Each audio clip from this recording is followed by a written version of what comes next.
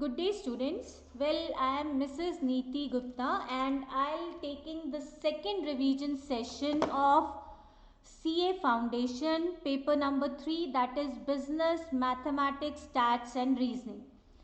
The topic that we are revising today, that is correlation, regression and index number. The weightage of these three topics is approximately, you can say, 10 to 12 marks. So first topic that we are going to start is correlation. So correlation, as the name says, correlation means finding the relationship between two or more variables. So correlation होता क्या है? आपके पास दो variables हैं, suppose price है और demand है.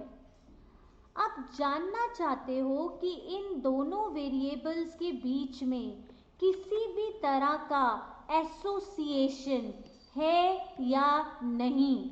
उसे जानने के लिए जो एनालिसिस मेजर हम यूज करते हैं उसे हम क्या कहते हैं? कोरिलेशन कहते हैं. सो कोरिलेशन का पर्पस होता है mainly cause and effect relationship study करना. कॉज एंड इफेक्ट रिलेशनशिप का मतलब क्या होता है कि अगर एक वेरिएबल में कोई चेंज आता है तो दूसरे पे उसका इफेक्ट पड़ता है कि नहीं पड़ता है. तो अगर उनमें cause and effect relationship exist कर रहा है तो वो कोरिलेटेड है, और अगर उनमें कॉज एंड इफेक्ट रिलेशनशिप नहीं है तो वो कोरिलेटेड नहीं है. सो कोरिलेशन एक ऐसी स्टैटिस्टिकल टेक्निक है जो तीन चीजें आपको बताती हैं. So statistical technique that basically measures, क्या मेजर करती है वो? एक तो नेचर कि दोनों में किस तरह का कोरिलेशन है, डिग्री, डिग्री का मतलब हाई है, लो है, मीडियम है, and third one is extent of association. Extent का मतलब होता है amount of association between two और मोर वेरिएबल्स. तो ये तीनों चीजें बताएगा. कौन कौन सी तीनों चीजें? कि दोनों के बीच में नेचर का मतलब होता है पॉजिटिव है या नेगेटिव है. डिग्री का मतलब हम उसकी वैल्यू के बेसिस पे आइडेंटिफाई करते हैं कि डिग्री हाई है, लो है, मीडियम है, मॉडरेट है, एब्सेंस है. और एक्सटेंट का मतलब amount of correlation. So correlation का पर्पस होता है दो वेरिएबल्स के बीच में degree of association find out करना. और डिग्री ऑफ एसोसिएशन तब होती है जब उनके बीच में cause and effect relationship exist करता है. इसके बाद नेक्स्ट चीज आती है टाइप्स ऑफ कोरिलेशन, कि कोरिलेशन कितने तरह का होता है. सो आपको बताया गया है कि कोरिलेशन तीन तरह से हम उसको क्लासिफाई करते हैं. First on the basis of direction of change, second होता है on the basis of ratio of change, and third होता है on the basis of number of variables. तीन तरह से हम उसको क्या है क्लासिफाई करते हैं. तो जो सबसे पहली है on the basis of direction of change, ये बताता है चेंज किस डायरेक्शन में हो रहा है. Change occurs in which direction, कि अगर एक वेरिएबल में चेंज होता है तो दूसरे में चेंज किस डायरेक्शन में हो रहा है. Occurs in which direction. अब इसमें क्या है कि अगर चेंज सेम डायरेक्शन में हो रहा है, इसका मतलब क्या है कि अगर x बढ़ रहा है तो y भी बढ़ रहा है, अगर x कम हो रहा है y भी कम हो रहा है. तो if change occurs in same direction then we'll say this is called positive correlation. But if change occurs in opposite direction, उल्टी डायरेक्शन में चेंज हो रहा है, इसका मतलब क्या है कि x बढ़ रहा है y कम हो रहा है, x कम हो रहा है y बढ़ रहा है, तो उसको हम क्या कहते हैं? Negative correlation. जैसे आपको पता है कि प्राइस और डिमांड में किस तरह का रिलेशनशिप होता है? Negative correlation. When price increases, demand decreases. When price decreases, demand increases. तो उसमें नेगेटिव कोरिलेशन होता है. लेकिन प्राइस और सप्लाई में पॉजिटिव कोरिलेशन होता है. When price increases supply increases and when price decreases supply decreases. Second आता है रेशियो ऑफ चेंज, कि जो चेंज की रेशियो है, change in y with respect to change in x, ठीक है, कि x में चेंज आने से जो y में चेंज आ रहा है, अगर उसकी रेशियो कांस्टेंट है, that means if change always remains constant, तो उसको हम क्या कहते हैं, लीनियर कोरिलेशन.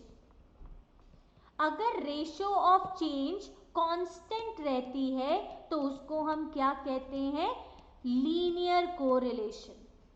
लेकिन अगर रेशियो ऑफ चेंज बदलती रहती है, वेरी करती रहती है, तो हम क्या कहेंगे, उसे नॉन लीनियर और curvilinear correlation. So on the basis of ratio of change दो तरह का आता है, एक होता है लीनियर कोरिलेशन और एक होता है नॉन लीनियर और कर्वी लीनियर कोरिलेशन. ये कैसे पता लगता है, अगर change in y with respect to change in x, ratio हर बार कांस्टेंट है कि x में 10% बढ़ रहा है तो y में 20% बढ़ रहा है, तो चेंज क्या हो गया, 1/2 हो गया, 50%. सो दैट मीन्स कि वो लीनियर है. लेकिन हर बार उनकी रेशो बदलती रहती है, x 10% बढ़ा, y 15% बढ़ा, x 5% बढ़ा, y 20% बढ़ गया, तो हर बार रेशो अगर अलग अलग आती है तो उसको हम नॉन लीनियर और कर्वी लीनियर कोरिलेशन कहते हैं. बेटा लीनियर कोरिलेशन को स्ट्रेट लाइन के थ्रू रिप्रेजेंट किया जाता है, लीनियर इक्वेशन के थ्रू रिप्रेजेंट किया जाता है. ये कुछ पॉइंट्स होते हैं, ये ध्यान रखने होते हैं. जबकि जो नॉन लीनियर होता है उसमें कभी भी स्ट्रेट लाइन नहीं बनती है और उसको हम क्वाड्रेटिक या क्यूबिक इक्वेशन के थ्रू क्या है, रिप्रेजेंट करते हैं. इस चीज का आपने ध्यान रखना है. थर्ड आती है on the basis of number of variables, कि आप कितने वेरिएबल्स के बीच में एसोसिएशन स्टडी कर रहे हो. तो उसमें एक आता है सिंपल कोरिलेशन, कि अगर सिर्फ दो ही वेरिएबल्स हैं और उन दो के बीच में आप क्या कर रहे हो, रिलेशनशिप स्टडी कर रहे हो, तो उसको हम क्या कहते हैं, सिंपल कोरिलेशन. एक होता है पार्शियल कोरिलेशन. पार्शियल कोरिलेशन क्या कहता है कि वेरिएबल्स दो से ज्यादा हैं, मोर देन 2 वेरिएबल्स, लेकिन आप सिर्फ दो ही लेके चल रहे हो, बाकियों को इग्नोर कर रहे हो. जैसे मैंने आपको बताया था कि demand is a function of price, price of related goods, income, taste and preferences, बहुत सारे फैक्टर्स पे बेस्ड होता है, लेकिन हम सिर्फ डिमांड और प्राइस का स्टडी कर रहे हैं, बाकियों को इग्नोर कर रहे हैं, कांस्टेंट लेके चल रहे हैं, तो उसको हम क्या कहते हैं, पार्शियल कोरिलेशन. और मल्टीपल कोरिलेशन क्या कहता है कि अगर आप डिमांड को price of related goods, income, taste and preference सबके साथ लेके चल रहे हो, तो उसको हम क्या कहेंगे, मल्टीपल और टोटल कोरिलेशन. ये होती है आपकी कोरिलेशन की टाइप्स. कोरिलेशन की टाइप्स डिस्कस करने के बाद नेक्स्ट चीज होती है कि जब भी हम कोरिलेशन निकालते हैं तो हम क्या निकालते हैं, कॉफिशिएंट ऑफ कोरिलेशन. और बेटा जिसके साथ भी वर्ड कॉफिशिएंट लग जाता है इसका मतलब वो क्या है, रिलेटिव मेजर है. रिलेटिव मेजर क्या होते हैं, रिलेटिव मेजर वो होते हैं जो इंडिपेंडेंट होते हैं फ्रॉम यूनिट ऑफ मेजरमेंट. मतलब आइटम्स की यूनिट का जिस पे कोई असर नहीं पड़ता है उसको हम क्या कहते हैं, रिलेटिव मेजर. अब जैसे आप हाइट और वेट के बीच में कोरिलेशन निकाल रहे हो बेटा, हाइट किस में दे रखी है, इंचेस में, वेट किस में दे रखा है, किलोग्राम में. तो जब हम कोरिलेशन निकालेंगे तो बेटा ये जो इंचेस हैं, ये जो किलोग्राम है, ये हमारे लिए मैटर नहीं करते हैं. नहीं तो आपको पता है ना, कंपैरिजन करते वक्त यूनिट सेम होना ज़रूरी है, लेकिन जो कॉफिशिएंट ऑफ कोरिलेशन है ये रिलेटिव मेजर है. रिलेटिव मेजर होने की वजह से इस पे यूनिट का कोई असर नहीं पड़ता है. हम दो अलग अलग यूनिट आइटम्स को बीच में कोरिलेशन आइडेंटिफाई कर सकते हैं. अब बेटा जो कॉफिशिएंट ऑफ कोरिलेशन होता है उसको हम R से रिप्रेजेंट करते हैं, और उसके पीछे एक्स वाई डाल देते हैं कि ये वेरिएबल्स हैं, एक्स और वाई वेरिएबल्स के बीच में कोरिलेशन निकाल रहे हैं। अब कोफिशिएंट ऑफ कोरिलेशन क्या कहता है कि इसकी वैल्यू हमेशा -1 और +1 के बीच में क्या है, लाई करेगी। ठीक है, it always lie between -1 and +1 both inclusive. इसका मतलब क्या होता है कि इसकी वैल्यू -1 भी हो सकती है, इसकी वैल्यू +1 भी हो सकती है। ये जो पॉइंट्स मैं आपको बता रही हूँ ये सब क्वेश्चन के अंदर कवर होते हैं। सो आपने इस चीज़ का ध्यान रखना है कि पॉइंट्स जो भी मैं बोल रही हूँ वो दिमाग खोल के सुनिएगा, इसका मतलब ये तुम्हारे क्वेश्चन का आंसर है। ठीक है, सो कई बार वो पूछता है कि कोफिशिएंट ऑफ कोरिलेशन की वैल्यू किसके बीच में लाई करती है, तो you'll say -1 to +1 both inclusive, between word नहीं आएगा, -1 एंड +1 के बीच में बोथ इंक्लूसिव होता है। अब इसी वैल्यू के बेसिस पे हम इसकी डिग्री कैलकुलेट करते हैं, degree of correlation. So degree में क्या आ जाता है बेटा, डिग्री में हमारे पास एक आता है परफेक्ट कोरिलेशन, एक आता है हाई डिग्री कोरिलेशन, एक आता है मॉडरेट लेवल ऑफ कोरिलेशन, एक आता है लो डिग्री ऑफ कोरिलेशन और एक आता है एब्सेंस ऑफ कोरिलेशन। ये सब वैल्यूज हमारी आती है। सो परफेक्ट की बात करें कि अगर r की वैल्यू +1 आती है या -1 आती है, that means this is called perfect correlation. अगर प्लस है तो पॉजिटिव परफेक्ट कोरिलेशन, अगर माइनस है तो परफेक्ट नेगेटिव कोरिलेशन। अगर आपकी कोरिलेशन की वैल्यू, मैंने इसको मॉड में इसलिए डाला है ताकि पॉजिटिव नेगेटिव दोनों कवर हो जाए, तो अगर वो 0.75 से बड़ा और इक्वल है लेकिन 1 से छोटा है, ठीक है, तो इसका मतलब -1 टू -0.75 टू -1 के बीच में या 0.75 से 1 के बीच में आती है, तो बेटा उसके केस में क्या होगा, हाई डिग्री होगा। अगर आपकी r की वैल्यू 0.25 से 0.75 के बीच में आती है तो उसको हम moderate medium level of correlation कहते हैं। और अगर r की वैल्यू 0.25 से छोटी या इक्वल है, ठीक है, 0 से लेके 0.25 के बीच में आती है तो उसको हम क्या कहते हैं, लो डिग्री ऑफ कोरिलेशन। और अगर r की वैल्यू 0 आ जाती है, दैट मीन्स उनके बीच में किसी भी तरह का कोरिलेशन एग्जिस्ट नहीं करता है, दोनों इंडिपेंडेंट हैं, उनमें कोई कॉज एंड इफेक्ट रिलेशनशिप नहीं। ठीक है, सो ये चीज़ आपने ध्यान रखनी है। अब इसी के रिलेटेड एक और वर्ड आता है जिसको हम क्या कहते हैं, स्प्यूरियस कोरिलेशन। बेटा इस पे भी MCQ बेस्ड क्वेश्चन आ जाता है। स्प्यूरियस कोरिलेशन क्या कहता है कि अगर x और y वेरिएबल्स, ठीक है, अनकोरिलेटेड है, उनमें कोई भी लेना देना नहीं है, तो बेटा आपका कोरिलेशन क्या आएगा, 0 आएगा। आपको पता है x और y के बीच में कोई लेना देना नहीं है, तो फिर आपको पता है कि उनका कोरिलेशन 0 आएगा। लेकिन किताबें क्या कहती हैं कि मान लो आपने दो वेरिएबल्स लिए u v, ठीक है, उनका कोरिलेशन जब तुमने निकाला उसका कोरिलेशन क्या आया, 0 आया, तो तुमने ये कह दिया कि इसका कोरिलेशन 0 है, दैट मीन्स क्या है, एब्सेंस ऑफ कोरिलेशन। ठीक है, कि वो अनकोरिलेटेड है। तो यहाँ पे ध्यान से सुनो, वो कहता है कि अगर दो वेरिएबल्स अनरिलेटेड हैं तो उनका कोरिलेशन 0 आएगा। लेकिन अगर तुम्हारा कोरिलेशन 0 आ गया तो तुम 100% ये बात नहीं बोल सकते कि वेरिएबल्स अनरिलेटेड हैं, कि उनमें कोई लेना देना नहीं है। कई बार लेना देना डायरेक्ट, मतलब cause and effect directly exist नहीं करता है, लेकिन किसी थर्ड पर्सन की वजह से इफेक्ट पड़ सकता है।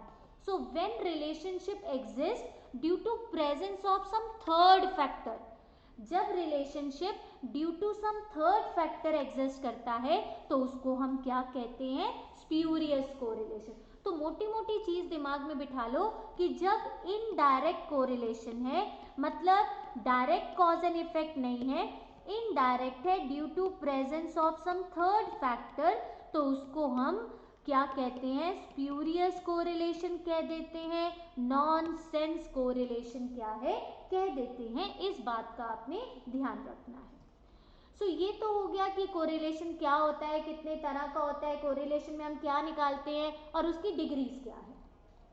अब आता है मेथड्स कि कोरिलेशन निकालने के हमारे पास कौन कौन से मेथड्स हैं, मेथड्स ऑफ कंप्यूटिंग कोरिलेशन। तो बेटा अगर हम बात करें तो मेनली दो मेथड आते हैं, एक आता है ग्राफिकल मेथड और एक आता है आपका अलजेब्रिक मेथड। ठीक है, ग्राफिकल और अलजेब्रिक मेथड। जब हम बात करते हैं ग्राफिकल मेथड की तो हमारे पास कौन सा आता है, स्कैटर डायग्राम आता है। ठीक है, स्कैटर डायग्राम का मतलब क्या है कि जी हम ना ग्राफ पे पॉइंट्स को प्लॉट कर रहे हैं, यहाँ हमने x ले लिया, यहाँ हमने y ले लिया, क्योंकि हमारी बाइवेरिएट डिस्ट्रीब्यूशन होगी जिसमें दो वेरिएबल्स दिए होंगे। फिर हम ना x और y की वैल्यू को ना प्लॉट करेंगे ग्राफ के ऊपर। ठीक है, मान लो पॉइंट्स क्या हैं, एक ही लाइन में अपवर्ड डायरेक्शन में आ जाते हैं। So all the points lie on same straight line and in upward direction.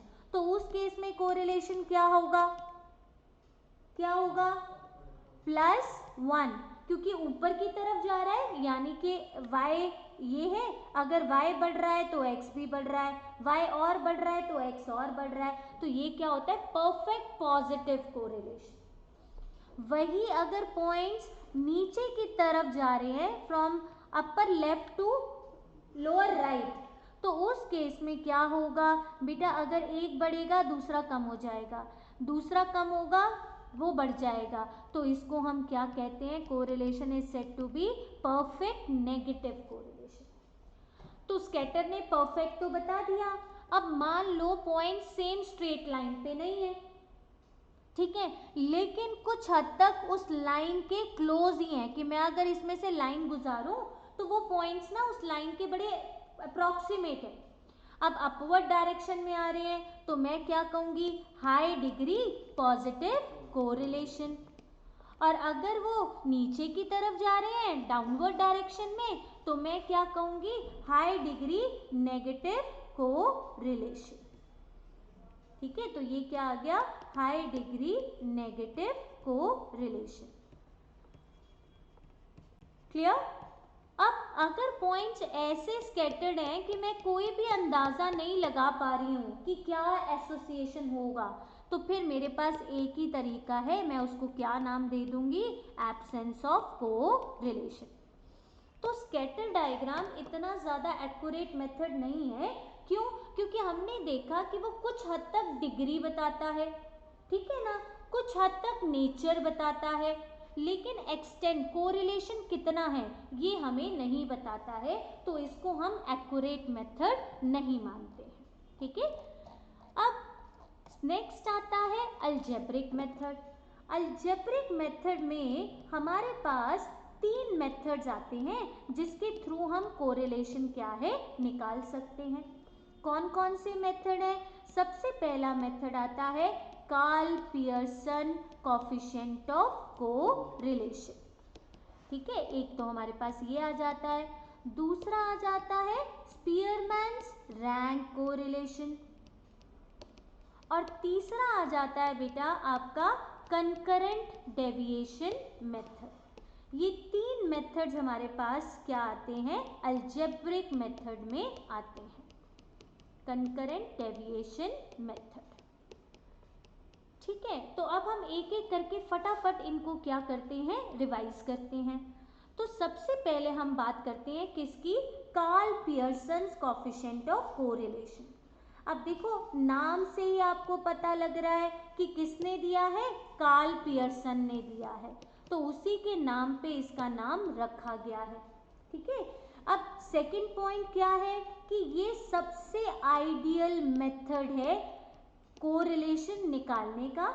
कब, जब आपका डेटा क्या है, क्वांटिटेटिव है, न्यूमेरिकल डेटा है, तो उस न्यूमेरिकल डेटा के केस में सबसे आइडियल मेथड कौन सा माना जाता है, Karl Pearson's coefficient of correlation माना जाता है।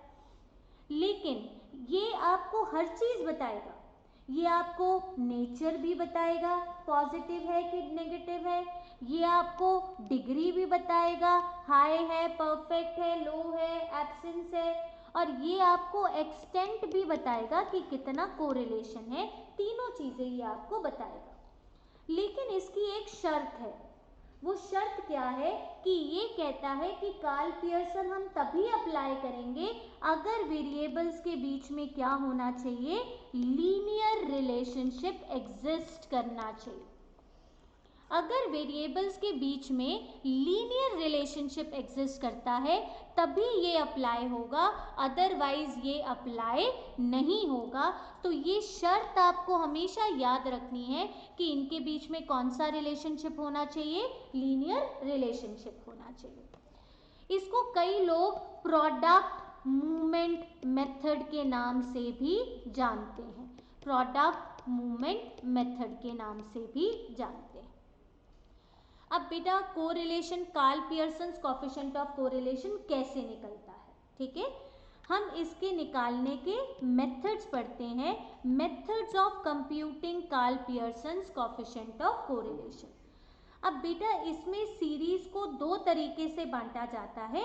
एक सीरीज होती है इंडिविजुअल सीरीज, जिसमें सिर्फ x और y की ऑब्जर्वेशंस दी होंगी, फ्रीक्वेंसी नहीं दी होगी, और एक होगी ग्रुप्ड सीरीज जिसमें आपकी दोनों सीरीज कवर हो जाती हैं, डिस्क्रीट भी कवर हो जाती है और कॉन्टिन्यूस भी कवर हो जाती है, यानी कि आपको x और y की ऑब्जर्वेशंस के साथ साथ उसकी फ्रीक्वेंसी भी गिवन होती है, ठीक है। अब बेटा मेनली आपको जो क्वेश्चंस पूछे जाते हैं वो इंडिविजुअल के पूछे जाते हैं, ग्रुप्ड के नहीं पूछे जाते। तो हम इंडिविजुअल में देखते हैं कि हमारे पास निकालने के कौन कौन से मेथड है। तो सबसे पहला मेथड आता है एक्चुअल मीन मेथड। अब आपको ये समझना है कि हर मेथड कौन कौन से टाइम पे निकाला जाएगा, किन कंडीशंस में यूज किया जाएगा। एक्चुअल मीन मेथड हम तब यूज करते हैं जब हमारा मीन क्या हो, होल नंबर हो, यानी कि इंटीजर हो, फ्रैक्शंस में ना हो। तो जब हमारा मीन होल नंबर होता है तब हम क्या यूज करते हैं, at that moment we use actual mean method. अब बेटा इसमें हम क्या करते हैं, देखो x सीरीज दे रखी है, हम उसका मीन निकाल लेंगे, y सीरीज दे रखी है, उसका मीन निकालेंगे। तो सबसे पहला स्टेप तो हमारा क्या होता है, x मीन और y मीन निकालना है।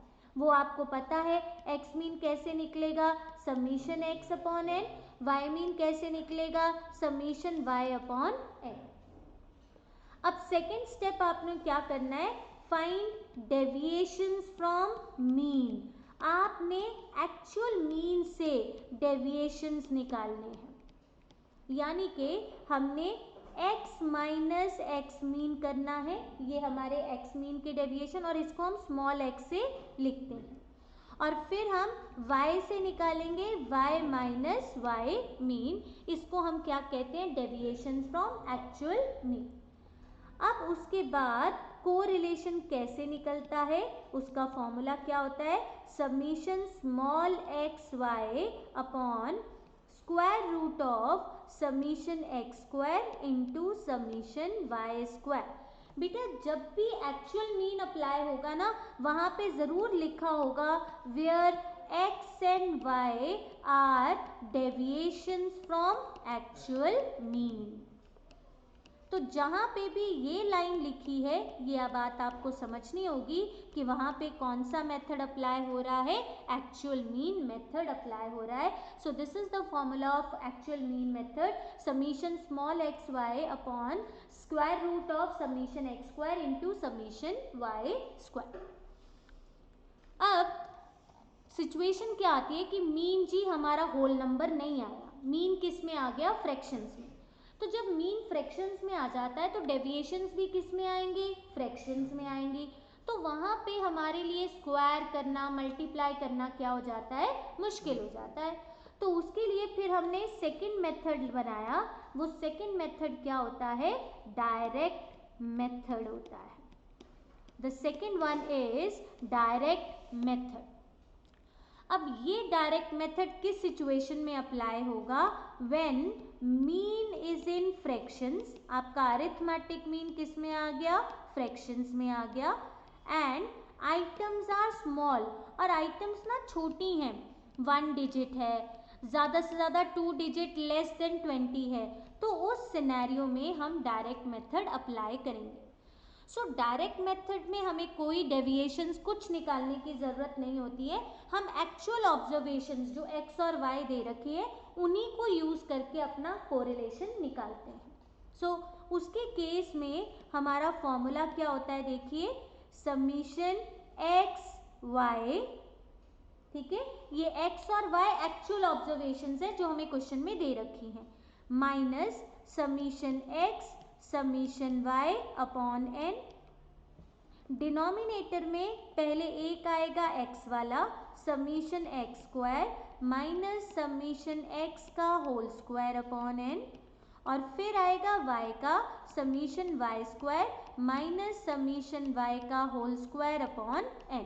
ये आपका डायरेक्ट मेथड है कि आप इस तरीके से डायरेक्ट मेथड के थ्रू अपनी वैल्यूज़ निकाल सकते हैं। इसका मतलब जो आपको x और y गिवन है, मान लो मैंने एक रफली सी ले ली 1 2 3 4 5 5 1 7 2 3, तो आपको क्या निकालना है? एक तो इनकी प्रोडक्ट निकालनी है x y, एक निकालना है x स्क्वायर, एक निकालना है y स्क्वायर।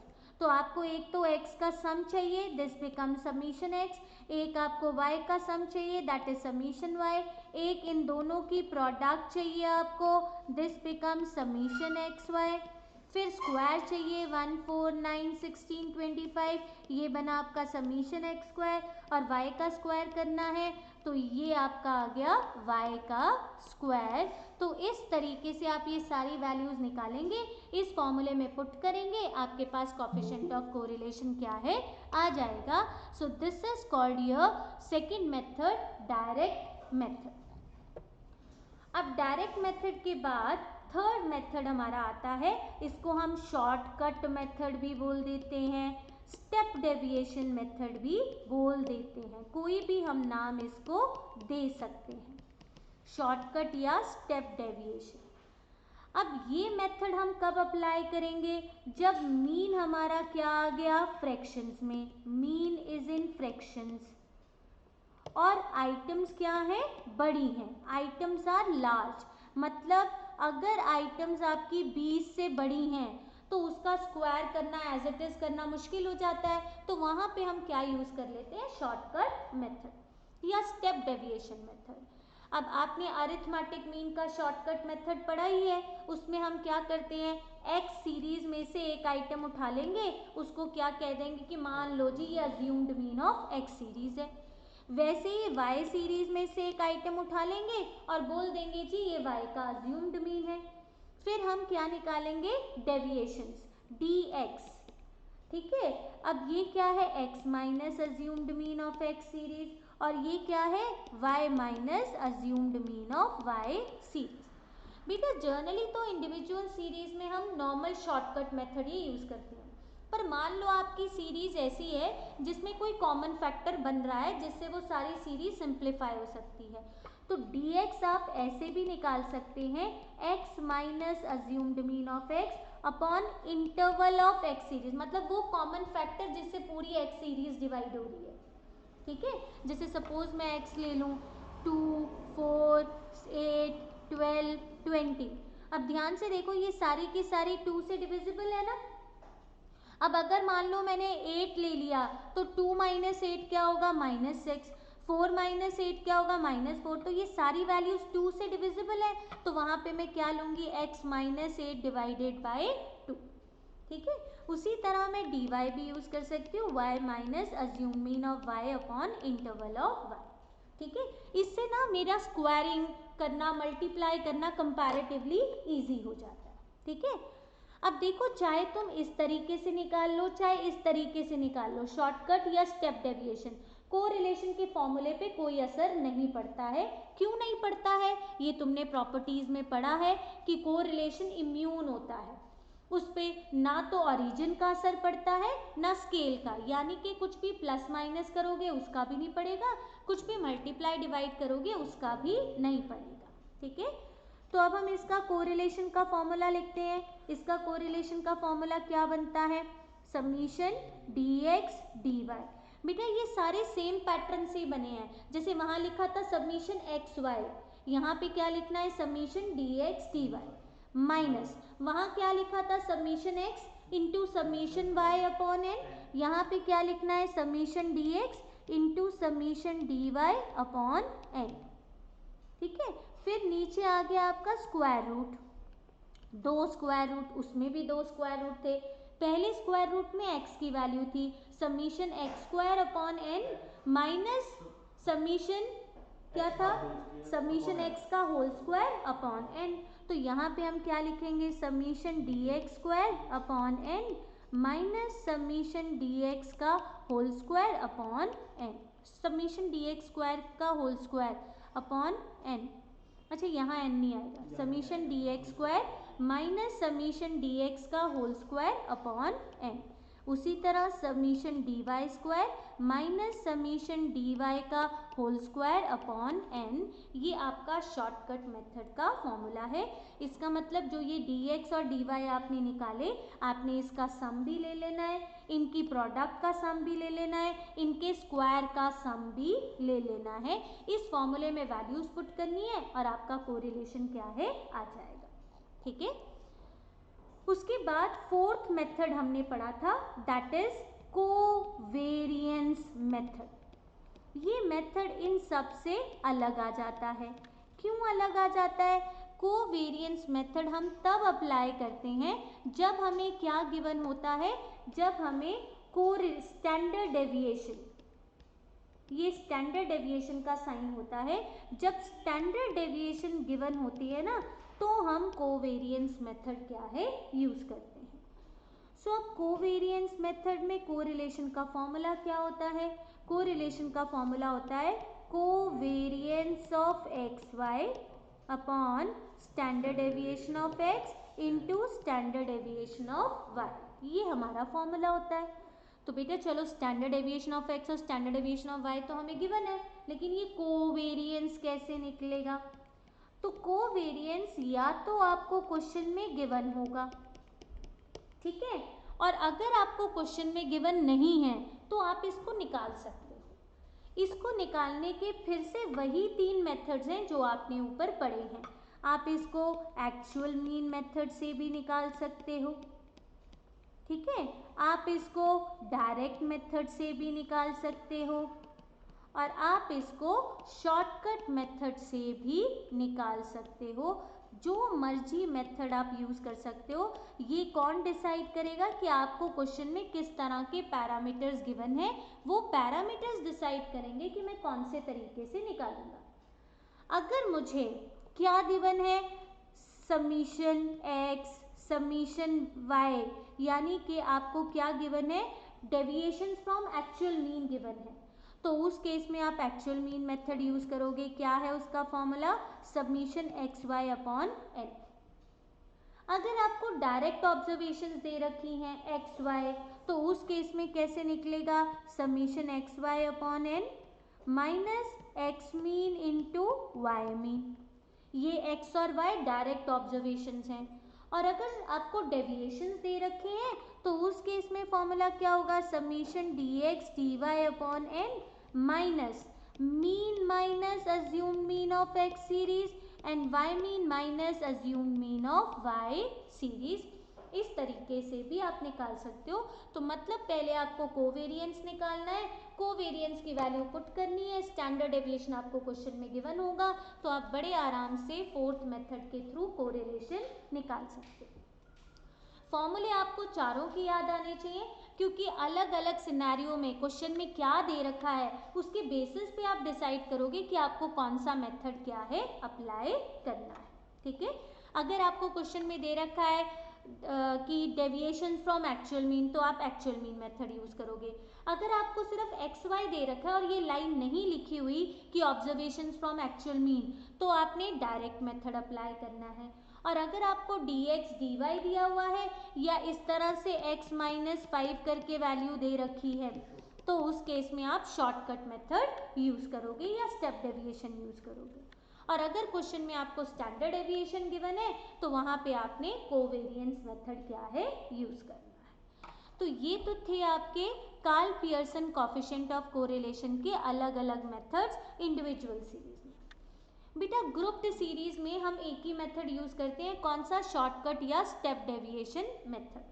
अब क्योंकि इसमें क्या आ जाती है, फ्रीक्वेंसी भी आ जाती है, तो सबसे पहले हम x सीरीज का अज्यूम्ड मीन लेते हैं, y सीरीज का अज्यूम्ड मीन लेते हैं, x सीरीज का इंटरवल लेंगे, y सीरीज का इंटरवल लेंगे। तो हम पहले dx निकालेंगे, कैसे, x minus assumed mean of x series upon interval of x series. उसी तरह dy निकालेंगे, y minus assumed mean of y upon interval of y। अब इसके बाद हमारा कोरिलेशन का फॉर्मूला देखो क्या है। अब यहाँ पे फॉर्मूला वही शॉर्टकट वाला ही है, लेकिन उसके साथ क्या लग जाएगा, फ्रीक्वेंसी। तो फॉर्मूला क्या बना, summation F D x D Y minus summation F D X into summation F D Y upon summation F. उसके बाद नीचे पहले x वाला आ जाएगा, summation F D X square minus summation F D X का whole square upon summation F, फिर summation F D Y square minus summation F D Y का whole square upon summation F. ये हमारा grouped series का formula है, ठीक है। तो ये चीज़ आपने ध्यान रखनी है। मैंने ब्रीफली आपको सारे फॉर्मूलेज रिवाइज कर दिए, actual mean, direct, shortcut, step deviation और ग्रुप्ड सीरीज का फॉर्मूला। सो आपने सिचुएशंस के अकॉर्डिंगली डिसाइड करना है कि आपने कौन से मेथड के थ्रू कोरिलेशन निकालना है, Karl Pearson's coefficient of correlation. अब एक होता है करेक्टिंग इनकरेक्ट वैल्यू का कॉन्सेप्ट, कि आपने कोरिलेशन निकालते वक्त क्या कर दी, कोई ना कोई गड़बड़ कर दी, ठीक है, कोई आइटम गलत ले ली, कोई आइटम लेना भूल गए, तो you have done few mistakes in correcting incorrect in computing correlation. अब आपने क्या करना है, उस मिस्टेक को रेक्टिफाई करना है और उसका करेक्ट कोरिलेशन क्या है, कंप्यूट करना है। तो देखो इस केस में आपको कुछ स्टेप्स फॉलो करने हैं। सबसे पहले आपको इनकरेक्ट वैल्यूज फाइंड आउट करनी है, इनकरेक्ट वैल्यूज। इनकरेक्ट वैल्यूज में देखो आपने हमेशा करेक्टिंग इनकरेक्ट वैल्यू में क्या करना होता है, डायरेक्ट मेथड अप्लाई करना होता है, ठीक है।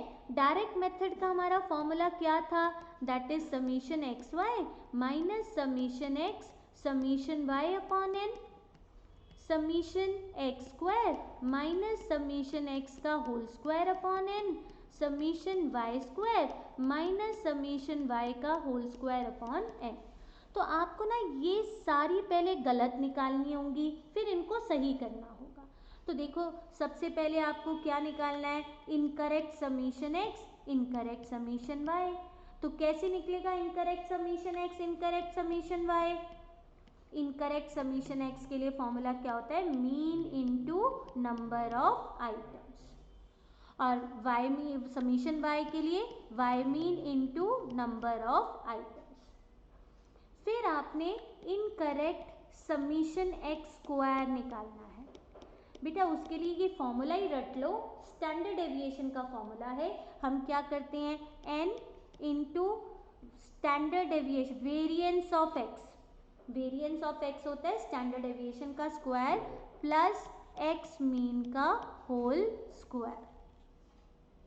उसी तरह समीशन y स्क्वायर कैसे निकलेगा, n into variance of y plus y mean का होल स्क्वायर। इस तरह से हमने incorrect summation x square, incorrect summation y square निकाल लिया।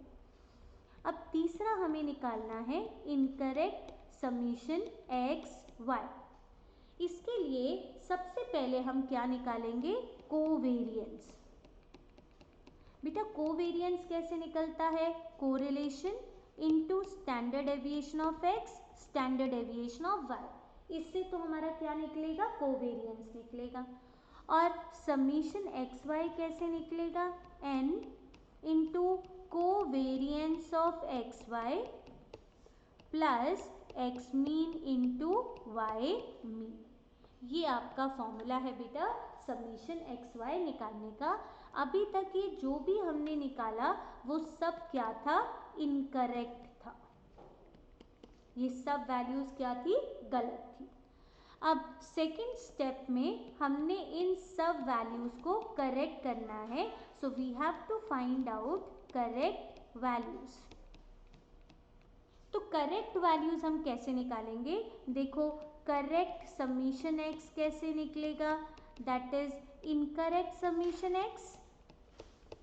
इसमें जो इनकरेक्ट आइटम है वो आपने क्या कर देनी है, एक्स की माइनस कर देनी है, और करेक्ट एक्स आपने क्या कर देना है, ऐड कर देना है। सिमिलरली करेक्ट समीशन वाई, उसमें इनकरेक्ट समीशन वाई में से इनकरेक्ट वाई माइनस कर दो और करेक्ट वाई ऐड कर दो। सिमिलरली हमें निकालना है करेक्ट समीशन एक्स स्क्वायर। तो हम क्या करेंगे, इनकरेक्ट समीशन एक्स स्क्वायर में से इनकरेक्ट एक्स का स्क्वायर माइनस कर देंगे और करेक्ट एक्स का स्क्वायर क्या कर देंगे, ऐड कर देंगे। Similarly correct summation Y square के लिए इनकरेक्ट समीशन वाई स्क्वायर में से इनकरेक्ट वाई का स्क्वायर माइनस कर देंगे, करेक्ट वाई का स्क्वायर ऐड कर देंगे। And correct summation x y के लिए हम इनकरेक्ट समीशन एक्स वाई में से जो इनकरेक्ट एक्स वाई है उनकी प्रोडक्ट हम माइनस कर देंगे और जो करेक्ट एक्स वाई है उनकी प्रोडक्ट हम ऐड कर देंगे। तो ये सब हमने करेक्ट वैल्यूज फाइंड आउट कर ली। अब अगला स्टेप हमारा क्या है, करेक्ट कोरिलेशन निकालना है। बेटा करेक्ट कोरिलेशन निकालते वक्त आपने सारी करेक्ट वैल्यूज डालनी है जो आपने अभी ऊपर कैलकुलेट किए है, summation x Y minus summation x summation Y upon N, then summation x square minus summation X का whole square upon N, summation Y square minus summation Y का whole square upon N. This is how you can rectify the mistakes that you have done while computing correlation.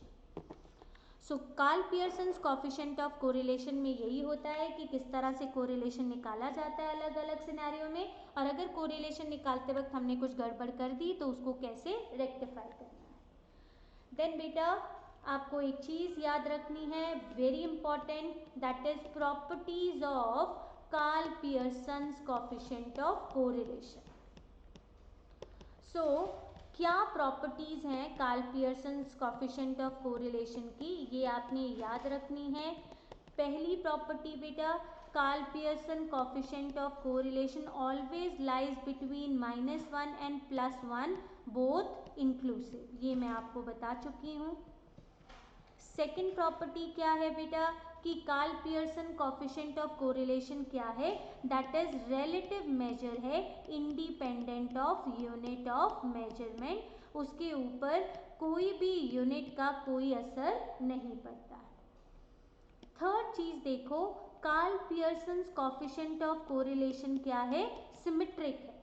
Symmetric का मतलब चाहे x Y का correlation निकाल लो चाहे Y x का correlation निकाल लो, answer क्या आएगा, सेम आएगा। ठीक है।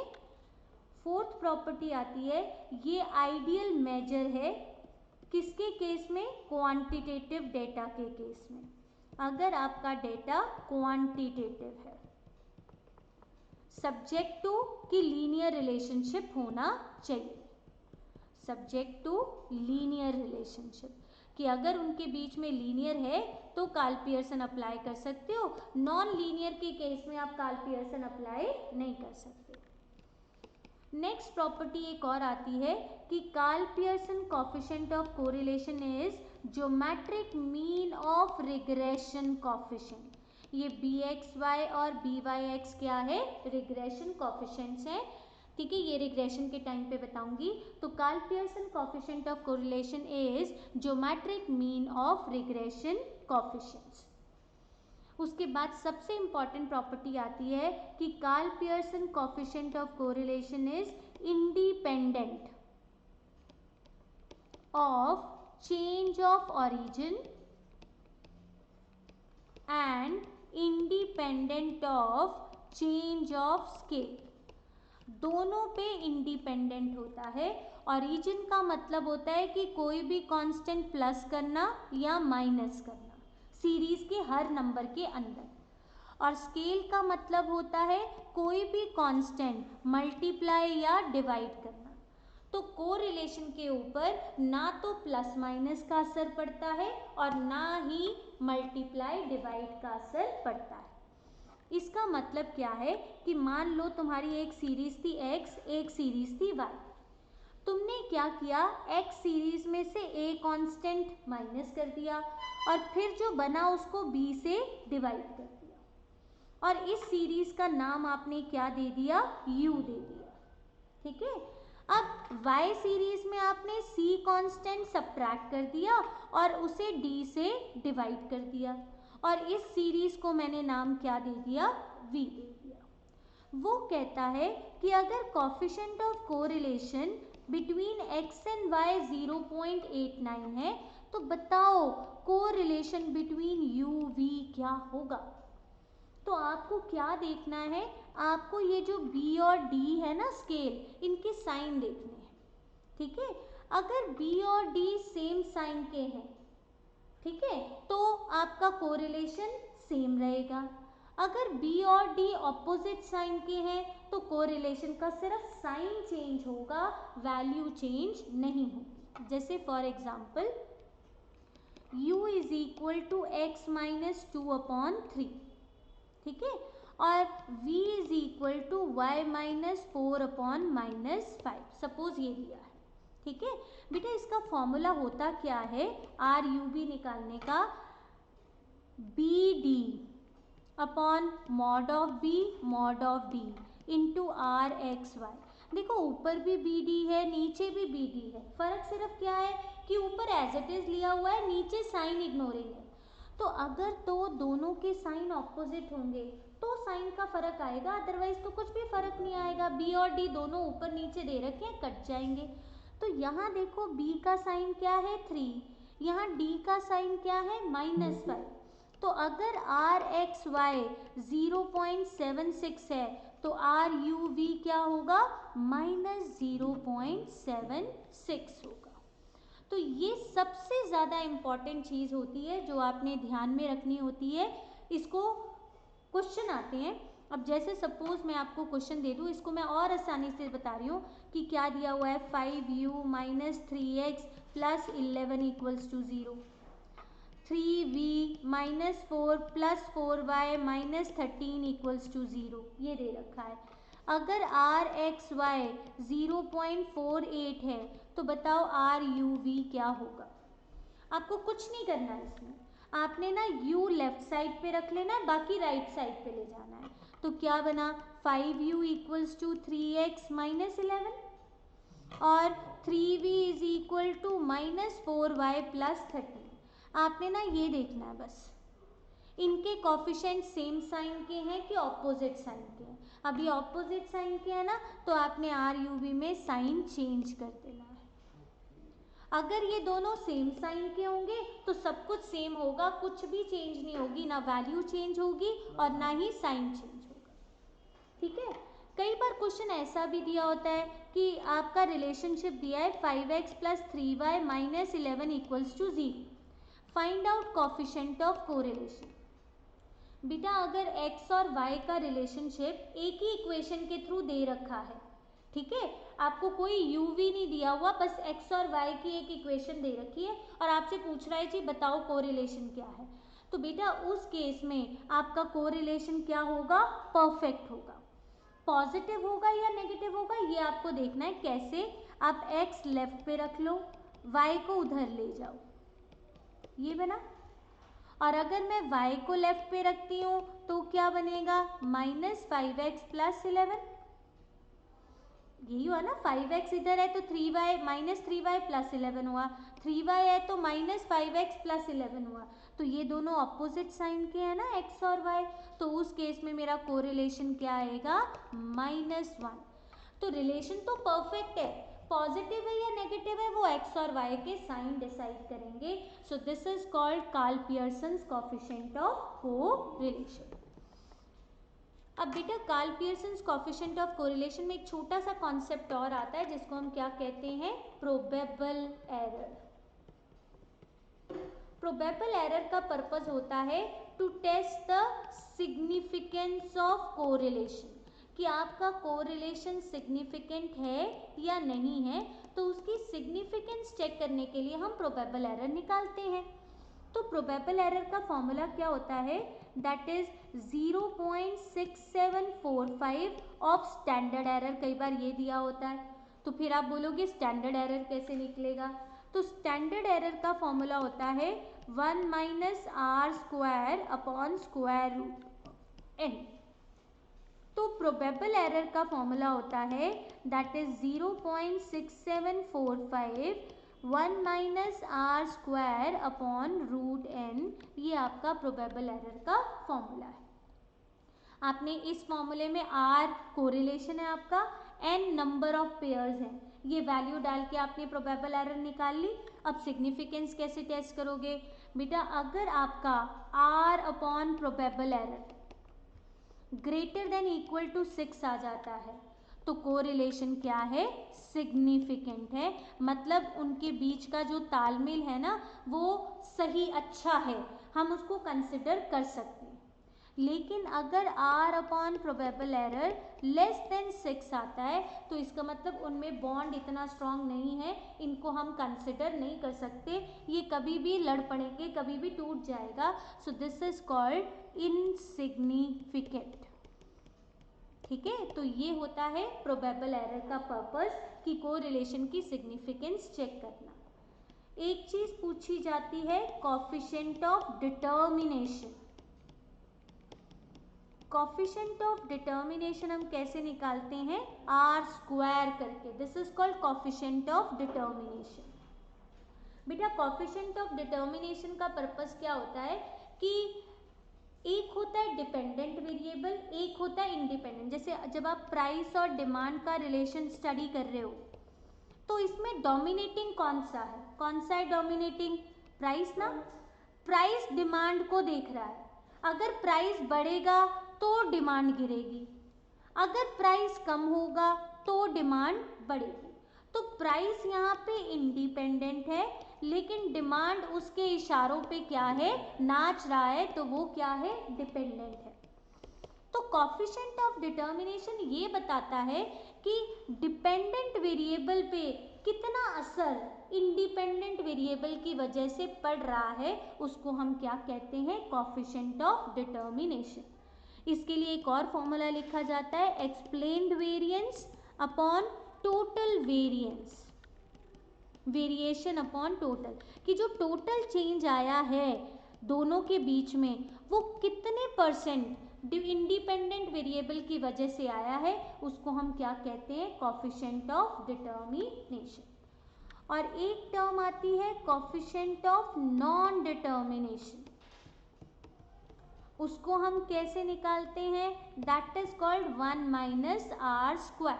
और ये क्या बताता है कि कितने परसेंट चेंज दूसरे फैक्टर्स की वजह से आई है अदर देन इंडिपेंडेंट वेरिएबल, कि कितना उसका बाहर की दुनिया पे बाहर की दुनिया का उस पर असर पड़ रहा है अदर देन इंडिपेंडेंट वेरिएबल, उसको हम कोएफिशिएंट ऑफ नॉन डिटर्मिनेशन कहते हैं and that is represented by 1 - r²। इसको हम क्या कहते हैं, unexplained variation upon total variation, कि वो वेरिएशन जो दूसरे फैक्टर्स की वजह से है, इंडिपेंडेंट की वजह से नहीं है, उसको हम कोएफिशिएंट ऑफ नॉन डिटर्मिनेशन कहते हैं। ठीक है, ये तो था Karl Pearson's coefficient of correlation, यानी कि कार्ल पियर्सन का। दूसरा हमारा आता है that is called Spearman's rank correlation. बेटा देखो स्पीयरमैन्स रैंक कोरिलेशन मेन चीज़ हम आपको बताते हैं कि ये कब अप्लाई होता है, जब आपका डेटा क्या है, क्वालिटेटिव होता है। Qualitative data which can not be numerically express, वहाँ पे हम स्पीयरमैन्स रैंक कोरिलेशन देखते हैं। ये स्पीयरमैन ने डिस्कवर किया, उसी के नाम पे इसका नाम रख दिया स्पीयरमैन्स रैंक कोरिलेशन। अब इसमें हम क्या करते हैं, सबसे पहले रैंकिंग, इसको निकालने के दो मेथड्स होते हैं। There are two methods of computing Spearman's rank correlation. एक when ranks are already given, आपको ऑलरेडी रैंक्स दे रखे हैं, और एक होता है जब आपको रैंक्स गिवन नहीं होते, रैंक्स आर नॉट गिवन। तो हम पहला सिनेरियो पढ़ते हैं when ranks are already given. तो हम आपके आईसीआई का ही कोई क्वेश्चन उठा लेते हैं इसको सॉल्व करने के लिए। जैसे सपोज ये कोरिलेशन एंड रिग्रेशन है, फटाफट हम करें। तो अब देखिए क्या है,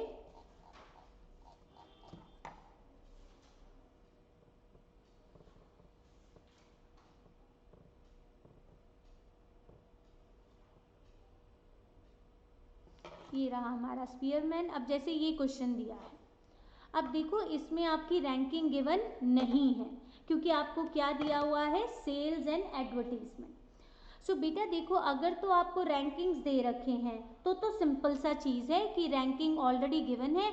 जैसे ये क्वेश्चन है, देखो, compute rank correlation from the following data related to ranks given by two जजेस। तो ये जज ए ने रैंक दिया हुआ है, ये जज बी ने रैंक दिया हुआ है, ऑलरेडी रैंकिंग कर रखी है। आपको कुछ नहीं करना, पहले क्या निकालना है, डिफरेंस इन रैंक्स निकालना है, डी। तो इनका डिफरेंस क्या आ गया, 5, -1, -3, -1, -6, -4, 1, 3, -1 एंड 7। एक चीज़ और पूछी जाती है क्वेश्चन में कि जो डिफरेंस ऑफ रैंक्स होता है इसका सम क्या होता है, इसका सम हमेशा 0 होगा। समीशन डी आप करके भी देख लो, इसका सम हमेशा क्या होगा, 0 होगा। तो आपने पहले डिफरेंस इन रैंक्स निकाले, फिर आपने उसका स्क्वायर कर दिया। स्क्वायर करके क्या आया, 25, 1, 9, 1, 36, 16, 1, 9, 1, 49। इसका टोटल आपने किया, टोटल क्या आ गया बेटा आपका,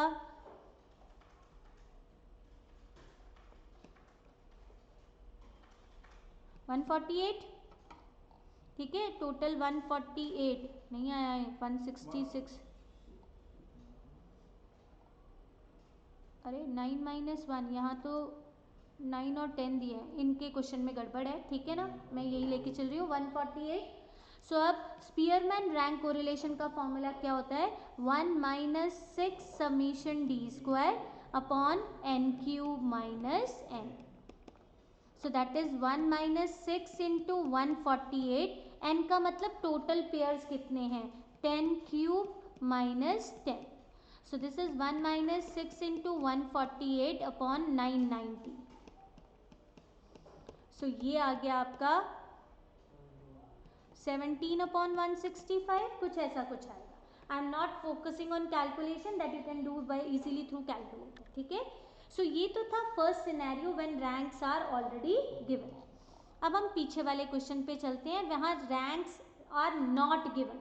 ठीक है, तो आप इसकी रैंकिंग करोगे, रैंक ऑफ एक्स सीरीज, और ये जो y है ये ऑलरेडी रैंक में ही दिया हुआ है। ठीक है, देखो 1, 2, 3, 4, 5, 6, 7, 8, हम x की रैंकिंग कर देते हैं। रैंकिंग करते वक्त जो सबसे बड़ी वैल्यू होती है उसको हम हमेशा 1 रैंक देते हैं।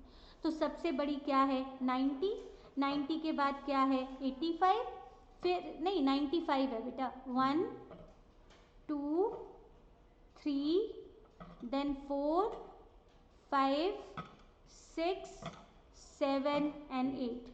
ठीक है, हमने रैंकिंग कर दी। अब बिल्कुल वही है, डी निकाला आपने, r x minus r y करके, -5, -3, 6, 3, 0, 0, -7, 6।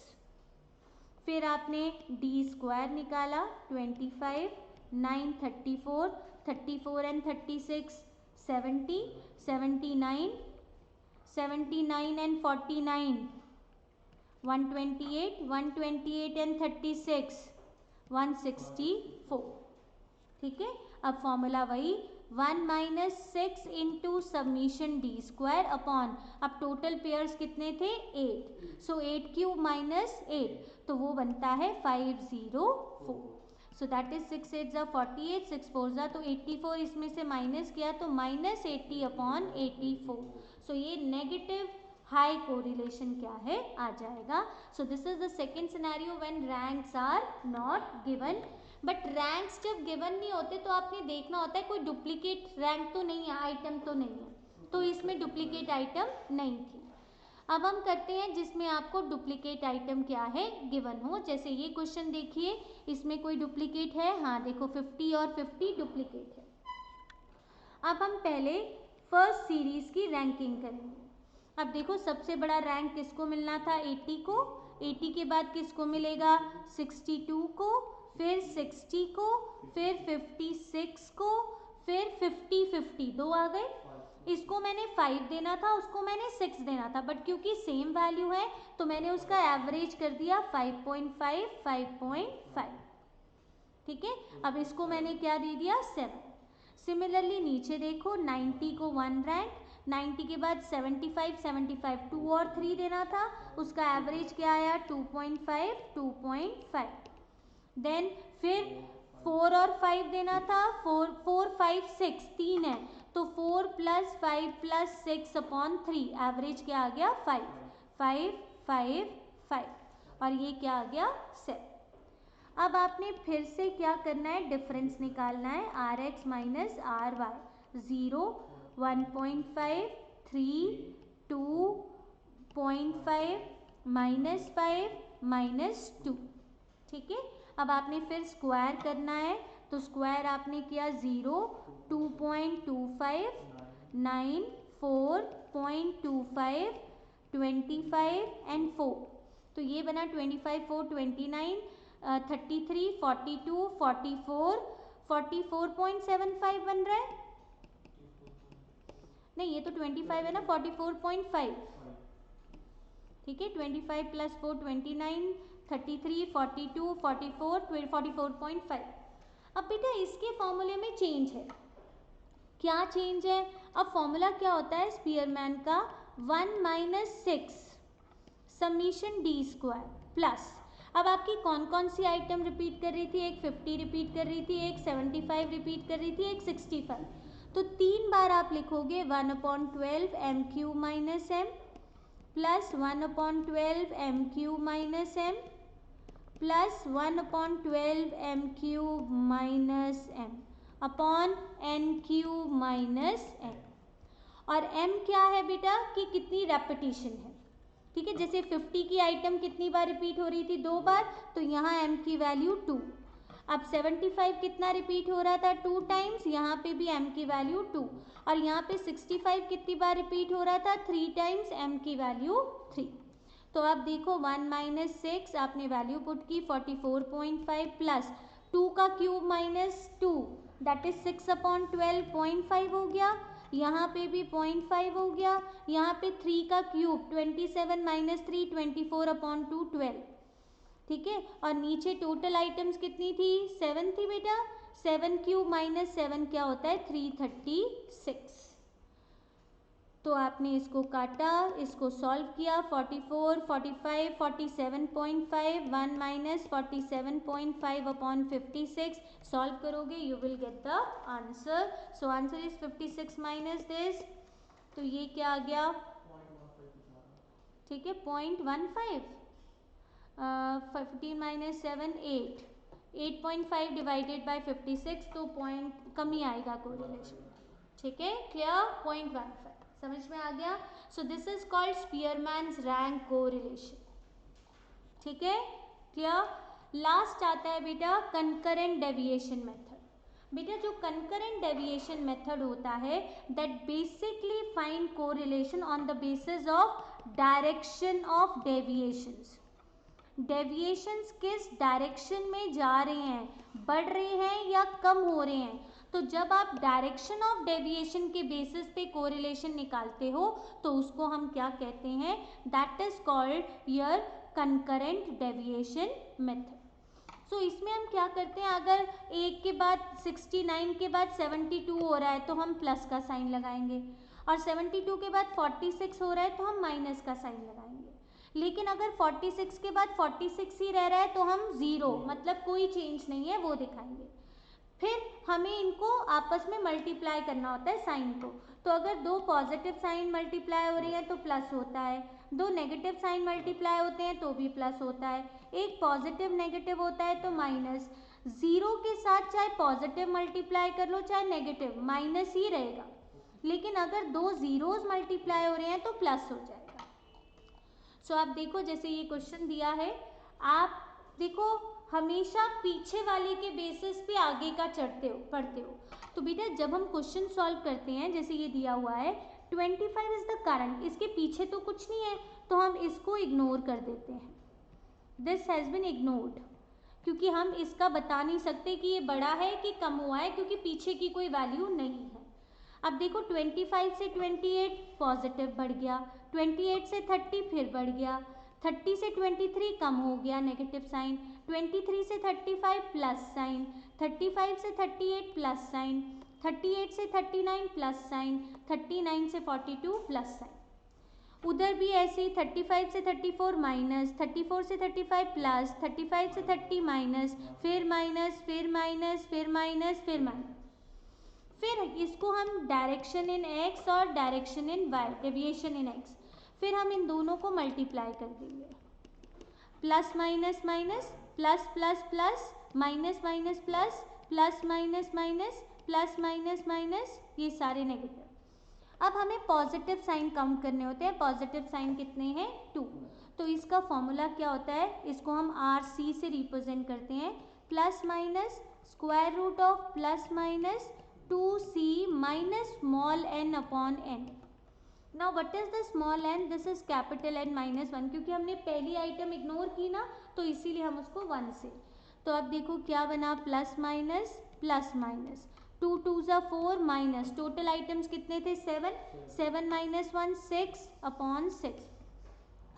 अब बेटा ये जो प्लस माइनस है इसका पर्पस क्या होता है, बेटा अगर अंदर की वैल्यू नेगेटिव आ जाती है तो हम क्या करते हैं, इस नेगेटिव साइन से मल्टीप्लाई करके उसको पॉजिटिव कर देते हैं और बाहर नेगेटिव साइन डाल देते हैं। अब जैसे 4 माइनस 6 क्या हुआ, -2, तो हम क्या करेंगे, इसे माइनस से मल्टीप्लाई कर देंगे और बाहर भी माइनस का साइन डाल देंगे, तो उससे क्या हो गया, अंदर पॉजिटिव हो गया। 1/3 का स्क्वायर रूट निकालेंगे, that will be your answer, so answer will be negative correlation. ठीक है, समझ में आ गया। सो ये तो था हमारा कोरिलेशन। सो पूरा का पूरा कोरिलेशन हमने डिस्कस किया, ठीक है, डिटेल में। सो दैट्स ऑल, ठीक है। आई होप आप सब लोगों को पूरा कॉन्सेप्ट समझ में आया होगा। प्रैक्टिकल क्वेश्चंस प्रैक्टिस करने का हमारे पास टाइम नहीं था, लेकिन थ्योरेटिकली हमने उसको सारा का सारा रिवाइज कर लिया और जो इम्पॉर्टेंट पॉइंट्स थे उनको हमने प्रॉपरली फोकस किया है, जिसपे प्रॉपर्टीज़ के रिगार्डिंग थ्योरेटिकल क्वेश्चंस आते हैं। So I hope this is clear to everyone. So that's all for correlation. Thank you.